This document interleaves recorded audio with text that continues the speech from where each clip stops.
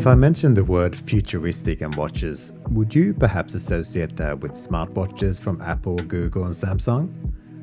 I think a lot of people would, since there is just so much a smartwatch can do for you, until you run out of battery in a day or so. To me, a futuristic watch would be something that is designed to maybe draw parallels to some of the sci-fi movies that I grew up with, such as Blade Runner, Star Wars, Alien, etc. And I think that's exactly what Code41 have managed to do, and it still manages to look good in my nature shots. Here's a watch with all crazy angles that appear to look like it's sculpted from a thingamajig orbiting the outer rim, but it's still a fully fledged mechanical watch with a Swiss movement and a very interesting ethos behind it. Another huge advantage is that it's sized like a normal watch and not some idiotic life-size UFO that landed on your wrist and stands out like space junk. That last point is a big one for me. I like some of these odd-looking watches, but do I want a 44mm diameter 16mm thick dumbbell on my wrist? No, thank you. The final bit of good news before we get stuck into this review is that the price is not only somewhat attainable for normal people, at around $1,300 to $1,450 depending on your configuration. But you can go on the website and see exactly where your money is going, down to every piece and the exact markup. I love this, and I will link it up in the description. I bought this watch with my own money, but I was given a link that will give me a small commission should you buy your own. So if that's something you'd like to do, I would be ever so grateful if you use my referral link. I've also added chapter markers in the video, so feel free to jump ahead at any time. So should you get one of the last remaining watches from the Day 41 collection? Let's find out.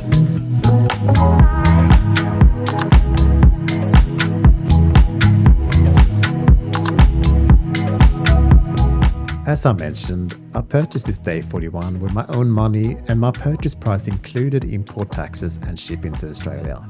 And I had it in my hands in less than a week. Quite impressive when you live on the opposite side of the globe. The packaging is quite futuristic, but as others have pointed out, the straps come separately, despite the comedy large box for a little watch and some booklets. A word on sizes. You can get this in both 37 and 40mm, and since I have come to realize that 40 is the perfect watch size for me, I ordered the 37. No, I did not, but thank you for paying attention. The diameter here is 40mm, and lug to lug is 47mm. Lug width is 21mm for the strap, and around 25mm in how it's designed. I measure it at 10.7mm thick, and on this excellent strap that I will cover in detail, weight is 89 grams.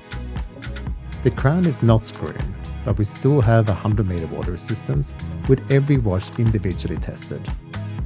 We also get a 2-year warranty and 30-day returns.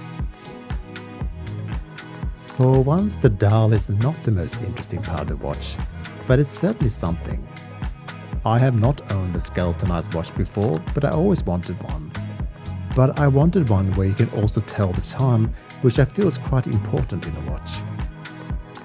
This one achieves that, and perhaps partially so since there are 4 large blades that almost look like someone crashed a propeller and then used the blades to cover the movement.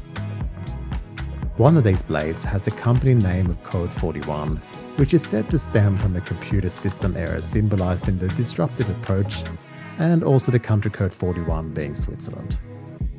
Code 41 does relate to restricted content in the world of data, and maybe that's appropriate since most first releases sell out quickly. Being able to see the balance wheel moving back and forth at the 12 position is eye-catching, both for you and others. In my many years of wearing watches, I've only had one normal person ever ask about the watch I'm wearing, which was my Grand Seiko Snowflake, thank God, since I'm super shallow and I really wanted someone to notice that. But since wearing this, I've had quite a few people asking, and it has that impression on people. One slightly odd detail is that we have indices and Lume only at the 11, 12 and 1 position, then 3, 4 and 5, and then 7 and 8. The others are dropped altogether. I am so incredibly clever that I can still work out what time it is even if the hour hand is around the 10 mark, but it does look quite strange at night, so I almost think that no lume at all on those would have been better. More on that later. The cogs, barrels and jewels are lovely to look at all the time, but perhaps surprisingly I have found the hands being quite easy to see despite all that eye candy, and despite being half skeletonized themselves. This is important to me and I think it's quite an achievement.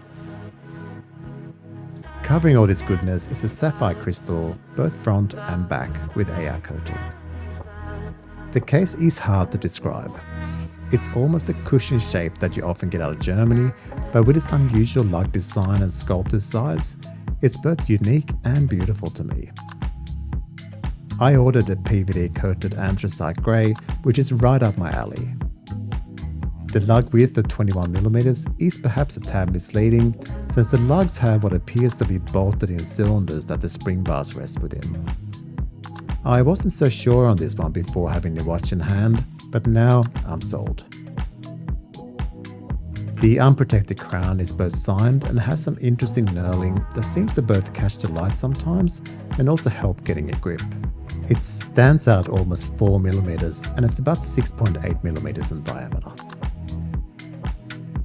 Usually we have to flip the watch over to perhaps get a look at the movement, but today we only get a slightly different view with a signed and skeletonized rotor. This is the Swiss STP6-15, which has been tested in 5 positions and should run around -0 to +15 seconds per day, and it offers 44 hours of power reserve. One thing I'd say us owners would have to look out for is magnetic fields, so I won't be dropping this watch next to my Sonos speakers anytime soon. You will never hear the rotor spinning, but you will hear the watch ticking quite loudly, perhaps due to the sapphire sandwich design here. I love this, but if you don't want to hear the automatic movement doing its thing, then be aware of this. Inarguably, a huge part of this watch is the strap, and these in-house design R41 rubber straps are brilliant. It's FKM rubber and it's actually ventilated to avoid the sweating that can come with rubber straps. It's super easy to remove and attach and comes in a range of colors. I now want a grey, red and green one to swap around, but at about $150 each, they are not cheap. The deployment clasp is excellent and so incredibly easy to adjust in and out for warm/cold days. And overall, it's not too annoying when typing at a desk. Perhaps the one thing I'd wish for is a longer upper strap, since the buckle seems to rest pretty high despite me ordering the strap size that should fit me. But anyway, it's a great design and I love it.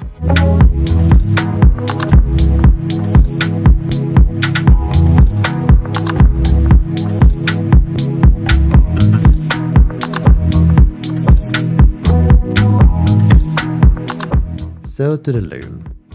I've already mentioned the unusual indices. Overall the Lume is adequate. I've been able to tell the time in the dark, but the hands could be a little stronger.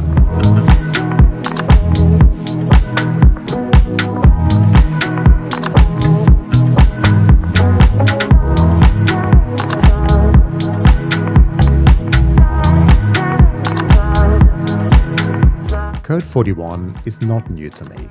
I've definitely seen them covered before, but usually for their more unusual projects such as the Megascape desk clock and at the moment their fancy tourbillon. I was super keen on the MB24 chronograph, but it's just a tad pricey for me. Not overpriced, just a bit much for me personally, which makes me a little sad.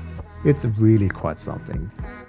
But this Day 41 is perfect for my budget. All their watches are crowdsourced, with members voting on what they want to see in their releases. And I thank all of you that helped shape the Day 41 to what it is today. You can get all kinds of color combinations, and being available in both 37 and 40 means there's one for everyone. Is this an investment for your collection with every watch being numbered from a limited release? Maybe, but it's not important to me that question anymore. I want to buy things to wear, and I would forego exclusivity over choice and personalization anytime. on its specs alone, should you want to move yours on at some point, that shouldn't be too hard. I couldn't be happier with my purchase, and if you like what you see here, then I think you might be no different. Thank you very much again for watching, and I'll see you next time.